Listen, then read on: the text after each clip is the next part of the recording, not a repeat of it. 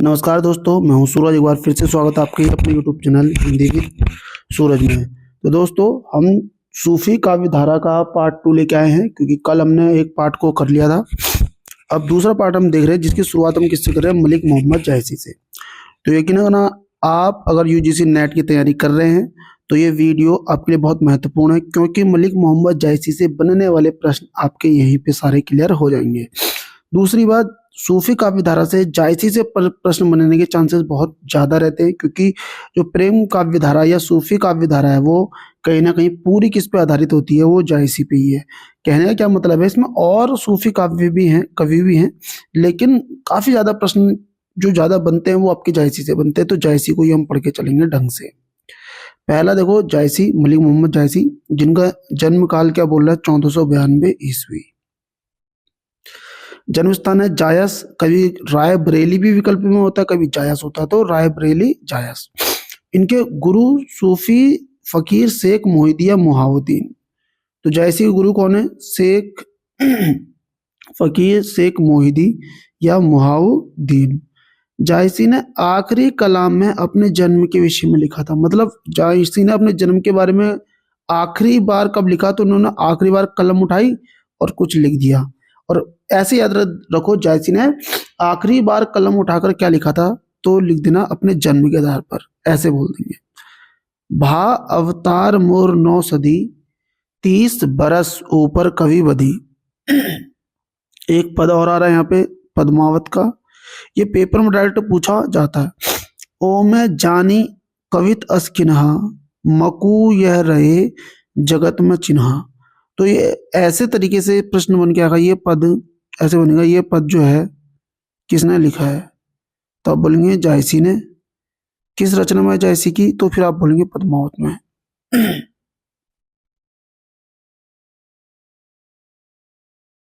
अब बढ़ते हैं आगे। जायसी की भाषा को अवधि का अर्धान कहा जाता है।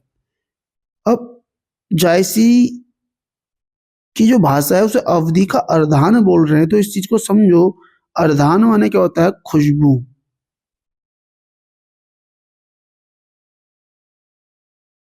ठीक है, अवधि की खुशबू कहा जाता है किसको? जायसी की भाषा को। इनकी प्रमुख रचना देख लेते हैं हम, रचनाएं और संबंधित बिंदु। तो पद्मावत महाकाव्य जो है उसमें रत्नसेन पद्मावती नागमती की प्रेम कहानी है। अखरावट जो है अवधि में लिखी गई है। साथ ही साथ देवनागरी वर्णमाला के हर अक्षर को लेकर सिद्धांत तत्व भरी चौपाइयां हैं। तो चौपाइयां सबसे पहले तो याद रखो। और देवनागरी वर्णमाला के हर अक्षर को लेकर, ये चीजें छोटी छोटी है पर इसे याद रखना, ठीक है? को लेकर सिद्धांत भरी तत्व भरी चौपाइयां। अब अगली रचना आ रही, देखो, आखिरी कलाम अवधि में। कयामत का वर्णन, हजरत मोहम्मद का वर्णन, मुगल बादशाह बाबर की प्रशंसा। तो इसमें साफ साफ दिख रहा है हमें, कहने का क्या मतलब? मसनवी शैली का प्रयोग। मसनवी शैली क्या होती है? सबसे पहले अपने ईश्वर अल्लाह की स्तुति करना, उसके बाद तत्कालीन जो जिसके शरण में आप रह रहे हो राजा का जिक्र करना, फिर अपना जिक्र करना, फिर जाके रचना को लिखना। तो आखिरी कलाम जो है इसमें मसनवी शैली का प्रयोग हुआ, तो उसमें हजरत मोहम्मद का वर्णन किया गया और मुगल बादशाह बाबर की प्रशंसा भी की गई, और लास्ट में फिर अपना वर्णन भी क्या हो गया होगा। अब देखो, कयामत का वर्णन है। कयामत का वर्णन क्या है? एक प्रकार से कि जैसे हम लोग बोलते हैं कि जैसे मरने के बाद इंसान को स्वर्ग मिलेगा या नर्क मिलेगा। अच्छे काम करोगे तो स्वर्ग मिलेगा, बुरे काम करोगे तो नर्क मिल जाएगा। उसी प्रकार से बोल रहे हैं कि जिस दिन कयामत का वर्णन, जैसे आप वहां होगी, कयामत होगी, अब बुरा दिन आएगा, तो उस दिन भगवान क्या करेंगे? अल्लाह क्या करेंगे? आपको अलग रख देंगे, ठीक है? अलग कर देंगे। ये हम अभी आगे पढ़ेंगे। देखो, चित्ररेखा या लघु प्रेमाख्यान, कुंवर प्रीतम की प्रेम कहानी है ये। अब आ रहा है मसलनामा, लोक उक्ति मिसलों के माध्यम से ईश्वर के प्रति प्रेम। अब है कन्हावत, कृष्ण का चरित्र हिंदी में। कहरा नामा, आध्यात्मिक विवाह का वर्णन है इसमें। प्रमुख रचनाएं देखते हैं इनकी और रचनाओं से संबंधित बिंदु। पद्मावत जो महाकाव्य था, ये दोबारा रिपीट हो गया है मुझसे गलती से। तो सबसे पहले हम रचना देखते हैं पद्मावत। सुबह सुबह ठंड सी लग जाती है यहाँ पे अल्मोड़ा में। पद्मावत 1540 रचना काल और हिजरी 947। रचना काल क्या है इसका 1540 और हिजरी में पूछे तो 947 हिजरी। आचार्य शुक्ल ने इस रचना को हिंदी साहित्य का प्रथम बड़ा महाकाव्य कहा है। प्रथम महाकाव्य तो हम देखें तो हम पढ़ते हैं पृथ्वीराज रासो के लिए शुक्ल के द्वारा, लेकिन वो बोला प्रथम बड़ा महाकाव्य, तो ये किसको बोला है? पद्मावत के लिए बोला है। इस रचना को 57 खंडों में विभाजित किया गया है। इसे सूफी काव्य परंपरा का प्रौढ़ता काव्य माना जाता है। ठीक है, इसे सूफी काव्य परंपरा का प्रौढ़ता काव्य माना जाता है। इसे अवधि का प्रथम महाकाव्य भी कहा जाता है। ठीक है, पद्मावत को। इस पद्मावत में उत्प्रेक्षा अलंकार की प्रधानता है। मैं थोड़ा सा बड़ा कर देता हूं उसे। शुक्ल ने पद्मावत की कथा का पूर्वार्ध कल्पित और उत्तरार्ध को ऐतिहासिक कहा है। शुक्ल ने लिखा है, ये लिखा है, कबीर ने केवल भिन्न प्रतीत होती हुई परोक्ष सत्ता की एकता का आभास दिया था। प्रत्यक्ष जीवन की एकता का दृश्य सामने रखने की आवश्यकता बनी, यह जायसी द्वारा पूरी हुई। अगला लाइन आ रही है, ये शुक्ल का कथन है, याद रखना, ये पूछा जाता है पेपरों में। अगला पद देखो, पद्मावत की हस्तलिखित प्रति फारसी में है। पद्मावत प्राकृत के रयण सेन कहा से प्रभावित है। ये देखो, प्राकृत की एक रचना है, रयण सेन कहा, इससे ये प्रभावित है। पद्मावत के विभिन्न पात्र दार्शनिक तत्वों के भी प्रतीक हैं। इस दृष्टि से इसे रूपक काव्य भी कहा जा सकता है। क्या कहा जा सकता है? रूपक काव्य भी कहा जा सकता है। डॉक्टर वासुदेव शरण अग्रवाल ने अपने संजीवनी व्याख्या 1955 ग्रंथ में, इसमें देखो संजीवनी व्याख्या वासुदेव शरण अग्रवाल। प्राकतन के आरंभ में सांस्कृतिक संदर्भ में मलिक मोहम्मद जायसी को पृथ्वी पुत्र की उपाधि दी थी। बहुत बड़ा प्रश्न आ रहा है कि जायसी को पृथ्वी पुत्र की उपाधि किसने दी थी? तो वासुदेव शरण अग्रवाल ने। पात्र एवं उनके प्रतीक, तो सबसे पहले देखो चित्तौड़ जो है वो तन का प्रतीक है या शरीर का प्रतीक है। अगला आ रहा है सिंगल द्वीप, ये हृदय का प्रतीक है। राजा रत्नसेन, ये मन या योगी साधक का प्रतीक है। अभी क्या रहा है कुछ भी। रानी पद्मावती सात्विक बुद्धि का, रानी नागमती सांसारिक बुद्धि का, हीरामन तोता गुरु का प्रतीक है। राघव चेतन सवा पंडित शैतान का प्रतीक है। ये राघव चेतन ही याद रखना, जो कि कहाँ से? रतन सेन की सभा से अलाउद्दीन खिलजी को बताने जाता है। अलाउद्दीन माया का है प्रतीक। अब इधर देखो, शुक्ल जी ने इस प्रतीक योजना में फेरबदल करके राजा रत्न सेन को आत्मा और पद्मावती को परमात्मा का प्रतीक माना। अब आ रहा है जायसी सूफियों के अद्वैत तक ही सीमित नहीं रहे, वेदांत के अद्वैतवाद तक भी पहुंच गए थे, ये बोलता है शुक्ल। इस ग्रंथ में कवि ने मसनवी शैली की रीति के अनुसार शाहे वक्त शेर शाह की प्रशंसा की है। देख रहे हो आपने एक चीज देखी थी कि जब आखिरी कलाम लिख रहे थे तो इन्होंने बाबर का जिक्र किया था। वहीं पे जब 1540 वाली जो पद्मावत आई है उसमें उन्होंने किसका जिक्र किया हुआ है? शेर शाह का जिक्र किया हुआ है। इस चीज को जरा सा आप लोग याद रखना। शुक्ल ने इस रचना को समास उक्ति कहकर पुकारा, ये तो हमें पता ही है। पद्मावत की रूपक की तुलना आधुनिक काल से कामायनी से की गई है। ये देखो, ये बहुत बड़ा प्रश्न आ गया कि पद्मावत की रूपक की तुलना आधुनिक काल में कामायनी से भी की गई, क्योंकि कामायनी भी रूपक काव्य था। पद्मावत मूलतः रोमांचक शैली का कथा काव्य है। नगेंद्र ने बोला है कि जो पद्मावत है कौन सी शैली में लिखा है? रोमांचक शैली का काव्य, कथा काव्य है। ये नगेंद्र बोलते हैं। पद्मावत का बांग्ला अनुवाद अराकान राज्य के वजीर मगन ठाकुर ने 1650 ईस्वी के पास आलो उजालो नामक कवि से कराया था।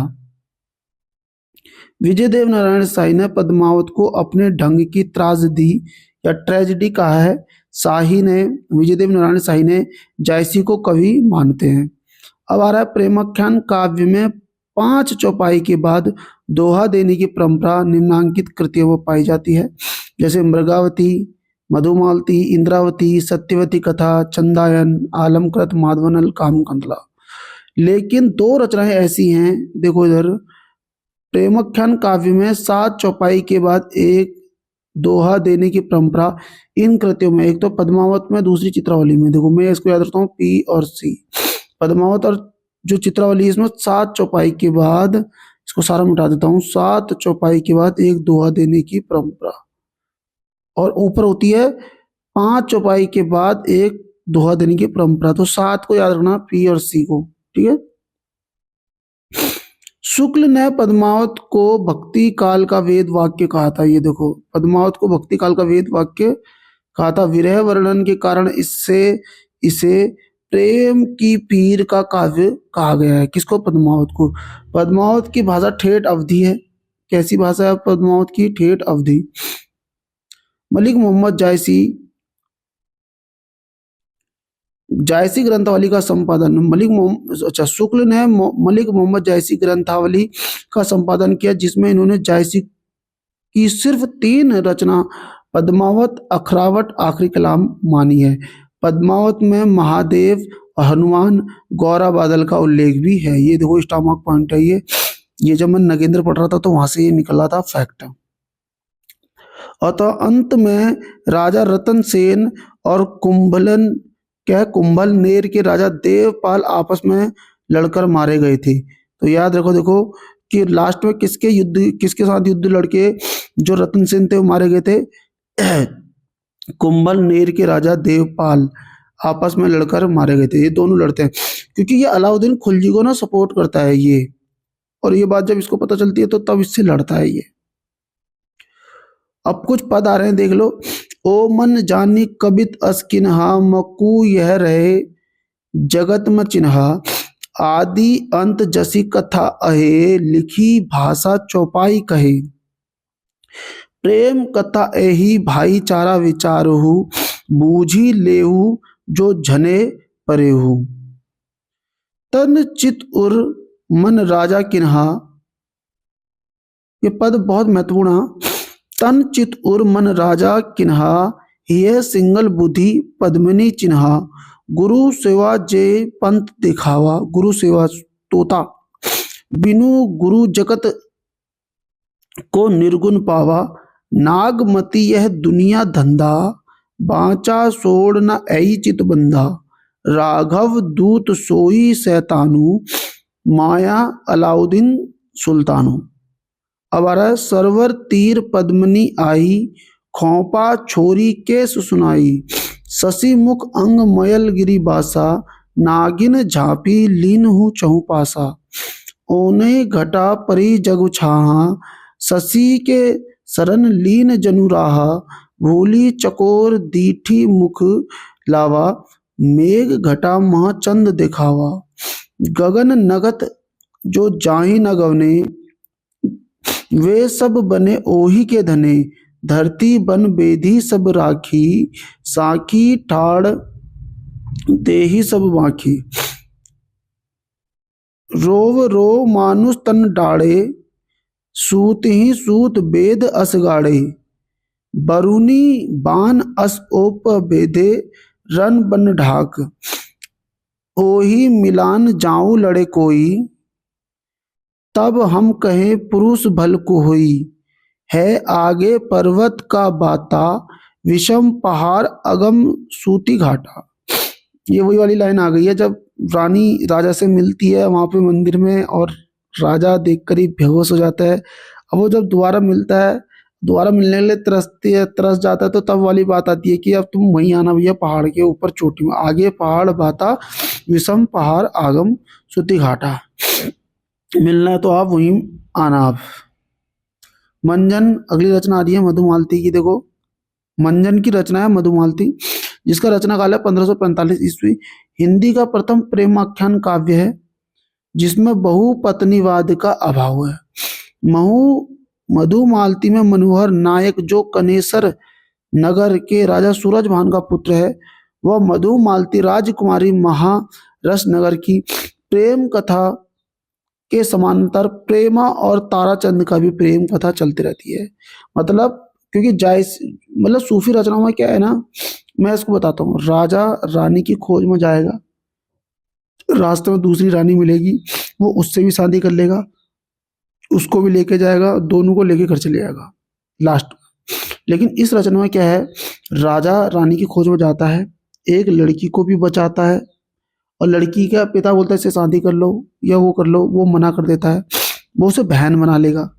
अब होता क्या है कि औरों में क्या है कि बहु शादी करने का प्रचलित दिखाया गया था, लेकिन ये पहली ऐसी रचना थी जिसमें बहुपत्नीवाद का अभाव है। कैसे अभाव है, देखो इधर मनोहर नायक है, जो कनेसर नगर के राजा सूरजभान का पुत्र है।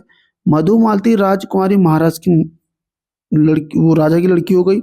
कि प्रेम कथा के समांतर प्रेम और ताराचंद, देखो प्रेम और ताराचंद होता क्या है, जब ये खोज में जाता है मनोहर, तो ये जो प्रेम है ना, ये किसी राक्षस के चंगुल में होती है, ये इसको बचाता है वहां से, तो इसको शादी का ऑफर रहता है, ये मना कर देता है। अब होगा क्या कि मधुमालती को बाद में जब चिड़िया बना देते हैं, चिड़िया बना के वो पक्षी बन जाती है, बहुत सारी चीजें होती है, तो उसको कौन बचाता है, तो ताराचंद बचाता है। तो वहां पे भी ताराचंद शादी नहीं करता है इससे, ठीक है। अभी देखो पूरी कहानी आएगी यहाँ पे। बनारसी दास की जैन बनारसी दास जैन की आत्मकथा अर्ध कथानक में मृगावती और मधुमालती का जिक्र है। तब घर में बैठे रहे नाहिन हाट बाजार, मधुमालती मृगावती पोथी दोए उचार। मंजन को जायसी का पूर्ववर्ती कवि माना है, मंजन को जायसी का पूर्ववर्ती कवि माना है, लेकिन मंजन कवि ने शाहे वक्त के वर्णन के प्रसंग में जिस सलेम शाह का वर्णन किया वो शेर शाह का पुत्र है। तो याद रखो, मंजन ने मधुमालती में किसका जिक्र किया है, सलेम शाह का, और वो शेर शाह का पुत्र है। दक्षिण के शायर नुसरती ने संवत 1700 में मधुमालती के आधार पर दक्षिणी उर्दू में गुलशने इश्क नामक प्रेम कहानी लिखी है। मेरा अनुराग तुम्हारे ऊपर कई जन्मों का है, इससे जिस दिन मैं इस संसार में आया उसी दिन से तुम्हारा प्रेम मेरे हृदय में उत्पन्न हुआ मनोहर।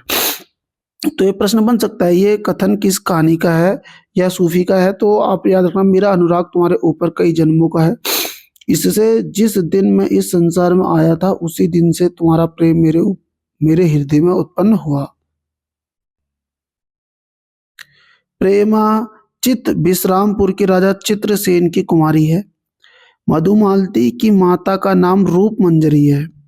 मधुमालती रूपमंजरी के साप से पक्षी बन जाती है। याद रखो, मधुमालती क्या बन जाती है, पक्षी बन जाती है। ताराचंद मधुमालती बनी पक्षी को पकड़कर सोने के पिंजरे में बंद कर देता है। देख लो, मधुमालती मेरी बहन है और मैंने प्रतिज्ञा की है कि मैं जैसे होगा वैसे मनोहर से मिलाऊंगा। ताराचंद को देखो, जब वो पक्षी बनाता है पिंजरे में रखता है तो इससे शादी सही भी हो जाती है, तो शादी की बात आती तो बोलता है मैं इसे बहन मानता हूँ और मैं इसको मनोहर से मिलाने की प्रतिज्ञा करता हूँ। देखत ही पहचानो तो ही एही रूप जेही चंद्रियो मोही। क्वेश्चन बन सकता है कि कहाँ से आया था, ये किसका, तो आप बोलोगे ये किसका, मधुमालती की मंजन की मधुमालती का ये पद है। एही रूप भूत अहे छपाना, एही रूप रब सृष्टि समाना, एही रूप शक्ति ओ सियूं, एही रूप त्रिभुवन कर जीऊं, एही रूप प्रगटे बहु भेसा, एही रूप जग रंक नरेसा, बिरह अवधि अवगाह अपारा, कोटि माही एक परे तपारा, बिरह की जगत अविरिधा जाही, विरह रूप यह सृष्टि सबाही, नैन बिरह अंजन जिन सारा, बिरह रूप दर्पण संसारा, कोटि माही बिरला जग कोई, जाही शरीर बिरहा दुख होई, रतन की सागर सागर ही, गज मोती गज कोई, चंदन की बन उपजे, बिरह की तन तन होई। जायसी का जो उद्धरण दिया गया है उसमें मधुमालती के साथ मनोहर का नाम नहीं है, खंडावत नाम है। अच्छा, मतलब इसमें एक फैक्ट आया हुआ है एक अलग से। ये तो ये पद हो गया उधर का। जायसी ने जो उद्धरण दिया है उसमें मधुमालती के साथ मनोहर का नाम नहीं, खंडावत नाम आया है। मतलब इसकी जो आलोचना एक प्रकार से रचना का अपने जिक्र किया होगा तो उसमें इन्होंने मधुमालती के नायक का नाम मनोहर ना डालकर खंडावत रखा है। ये प्रश्न बन सकता है कि जायसी का जो उद्धरण मिला है उसमें मधुमालती का अगर जो जिक्र हुआ है तो उसमें मधुमालती के साथ मधुमालती का नायक किसको बोला है, मनोहर को। तो हम बोल नहीं, उन्होंने खंडावत को नाम नायक बोला है। पद्मावत की हस्तलिखित प्रति फारसी अक्षरों में मिलती है, ये तो हमने पढ़ लिया। शुक्ल क्या बोल रहे हैं, देखो शुक्ल जी, मैंने 4 ऐसी प्रतियां देखी जिन सब में नायक का ऐसा नाम लिखा है जिसमें जिसे खंडावत, कुंडावत, कंडावत, गंधावत इत्यादि ही पढ़ सकते हैं। तो रामचंद्र शुक्ल ने भी मधुमालती में तो नायक का नाम क्या पढ़ रखा है, खंडावत, कुंडावत। आईएमपी, उस्मान की चित्रावली में मधुमालती का जो उल्लेख है उसमें भी कुंवर का नाम मनोहर ही है। मधुमालती होई स्वरूपा, प्रेम मनोहर होई तब आ, ये चित्रावली रचना में दिया पद है। ठीक है, ये चित्रावली पद में ये पद दीर्घ है, लेकिन देखो ये क्यों मैं महत्वपूर्ण बता रहा हूँ। मधुमालती होई स्वरूपा, मतलब मधुमालती होई रूपवा, प्रेम मनोहर होई तहीं तहाँ आवा। अब मान लो ये पद आ गया ना और विकल्प में मधुमालती और चित्रावली है, एक में मधुमालती दिया हुआ एक में चित्रावली, तो मधुमालती की तरफ सब लोग जाएंगे, आंसर चले जाएगा चित्रावली। ठीक है, चित्रावली में मधुमालती का जो प्रेमी दिखाया गया वो मनोहर ही दिखाया हुआ है। शुक्ल ने तो 4 नाम बताया, खंडावत, कुंडावत, गंडावत, गंधावत, है ना। और इधर देखो पद्मा, ये देखो जायसी के उद्धरण दिया गया कि मधुमालती के साथ मनोहर का नाम नहीं, खंडावत का नाम आता है मंजन की। अब ये आ रहा है, ये चित्रावली रचना में दिया है, इसको आप मंजन की मधुमालती का पद ना समझना, ये मैंने खुद लिखा हुआ है। उस्मान गाजीपुर के निवासी हैं, जहांगीर के समकालीन थे। ये निजामुद्दीन चिश्ती की शिष्य परंपरा में हाजी बाबा के शिष्य थे। उस्मान ने चित्रावली 1613 में रचना का मुख्य उद्देश्य अमर होने की इच्छा बताई है। मुख्य उद्देश्य क्या है चित्रावली का, अमर होने की इच्छा बताई है। इसमें काबुल, बदखशां, खुरासान, रूस, मिस्र, इस्तंबुल, गुजरात, सिंगल द्वीप आदि जगहों का उल्लेख मिलता है। अंग्रेज का भी उल्लेख मिलता है। ये क्वेश्चन बनता भी है कि अंग्रेजों का उल्लेख किस रचना में मिला है, तो उस्मान की चित्रावली 1613 में मिलता है। बलदीप देखा, ये पद आता है, बलदीप देखा अंग्रेज तहाँ जाई जे ही कठिन करेजा, ये वाला पद ये पूछा जाता है। उस्मान करत चित्रावली में नेपाल के राजा सुजान और रूपनगर की राजकुमारी चित्रावली की प्रेम कथा का वर्णन है। तो देखो उस्मान की जो चित्रावली है इसमें नेपाल के राजा सुजान और रूपनगर की राजकुमारी, क्या बोल रहे हैं, रूपनगर की राजकुमारी चित्रावली के प्रेम कथा है। चित्रावली की माँ का नाम हीरा था। सुजान सुबुद्धि नामक एक ब्राह्मण के साथ फिर वही मणि में गया। अच्छा, ये पद आया हुआ है। अरे सपना देखता है, सपने में एक मणि में घुस जाता, वहां ये चित्रावली से मिल जाता, उठता है तो फिर व्यवहित हो जाता है उसके लिए, इसलिए बोलते हैं दोबारा जब मणि में जाता है तो किसके साथ जाता है, सुजान सुबुद्धि नामक ब्राह्मण के साथ, तो वो फिर से उसी मणि में गया था। जायसी की रचना का अनुसरण किया है और कहीं कहीं पर, मतलब कि जो ये चित्रावली रचना है इसमें जो उसके राइटर हैं उस्मान, वो जायसी की रचनाओं को ही फॉलो करते हैं, उनके लेखन को ही फॉलो करते हैं। अब देखो जायसी की रचना का अनुसरण किया और कहीं कहीं पर शब्द वाक्य विन्यास भी वही रखा, जैसे जाकी बुद्धि होई अधिकाई, आन कथा एक कहे बनाई, ये उस्मान का पद है। मेरे बाल सुबह सुबह खराब हो जाते हैं, ये देखो ये पूरा टेढ़ा, मैं आज ले लूंगा इनके लिए कुछ। सुजान का जन्म शिव पार्वती के प्रसाद से हुआ था। सुजान कुमार और चित्रावली की भेंट शिव मंदिर में होती है। सुजान कुमार कवलावती से विवाह कर लेता है। ये देखो, कमलावती से विवाह कर लेता है। कारण, सुजान कमलावती को सोहिल के आक्रमण से बचाता है। कारण, सुजान जो है कमलावती को सोहिल के आक्रमण से बचाता है। देखो, अब सुजान जा तो रहा है किसको, चित्रावली को ढूंढने, लेकिन बीच में क्या मिल गई, कमलावती। कमलावती एक सोहिल जो है वो दुष्ट व्यक्ति है, उससे उसने इसको कब्जे वो कर लिया है, एक प्रकार से हम क्या बोलते हैं, बंदी बना लिया है।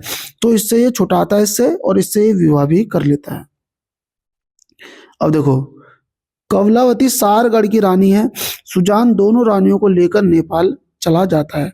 बसंत ऋतु नौतन बन फूला, ये पद पूछा जाता है। ऋतु बसंत नौतन बन फूला, जहां जहां भौर कुसुम रंग भूला। मेरा माइक चल रहा है, हाँ बिल्कुल। अहीं कहाँ सो भंवर हमारा, जेहि बिनु बसंत बसंत उजारा। रात बरन पुनि देखी न जाई, मनुहु औषधि देहु दिसिलाई। रतिपति दुरुद ऋतुपतिक बलि, कानन देह आई दल मली। सरवर खोजी सबे पचि राखा, चित्रनी खोज न पावा कहीं। निकसी तीर भय बैरागी, धरे ध्यान सुख बिनवे लागी। खोज तुम्हार सो जेहि दिखराहु पंथ, कहाँ होई जोई जोगी भये, और बहुत पढ़े ग्रंथ। तो ये अब आ रहा है नूर मोहम्मद। तो नूर मोहम्मद को हम पढ़ेंगे कल। 26 मिनट की वीडियो बन चुकी है, काफ़ी लंबी वीडियो बन चुकी है। तो उम्मीद करता हूँ आज के नोट्स आपको काम याद करेंगे, आपको लक्ष्य तक पहुंचाने में आपकी मदद करेंगे। और ये पढ़ेंगे ही पढ़ेंगे, हेल्प मतलब अगर आप मेरे नोट्स पढ़ते हो तो आपको टॉपिक की समझ बनेगी, और आप मॉक टेस्ट लगाओ तो आपके मॉक टेस्ट गलत नहीं होंगे। तो पढ़ना है, वीडियो को बार बार देखना है, रिवीजन करना है, और मिलते हैं आप सभी से नेक्स्ट वीडियो में। Thank you.